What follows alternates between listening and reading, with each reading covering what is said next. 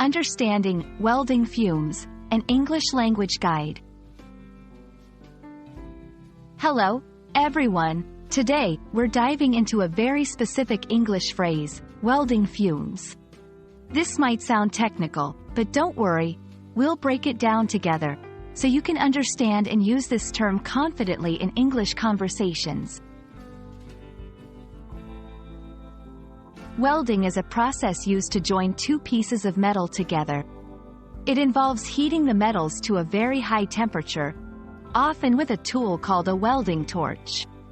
When metals are heated during this process, they melt slightly and fuse together when they cool. The term fumes refers to the smoke or gas that comes from a chemical reaction or a burning substance. Fumes can sometimes be harmful to breathe in, especially if they contain toxic substances or chemicals.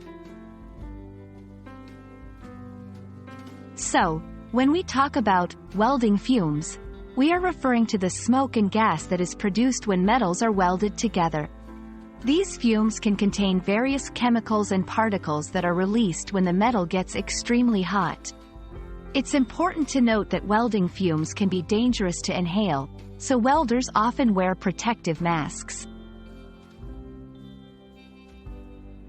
Understanding the term welding fumes is important, especially in contexts related to construction, manufacturing, or health and safety.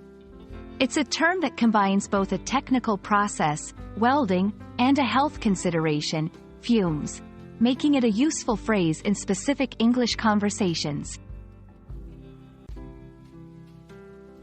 And that's all about welding fumes. I hope this video helps you understand this technical phrase and how it's used in English. Remember, expanding your vocabulary with terms like these can really boost your English skills, especially in professional settings. Stay curious, and see you in the next video.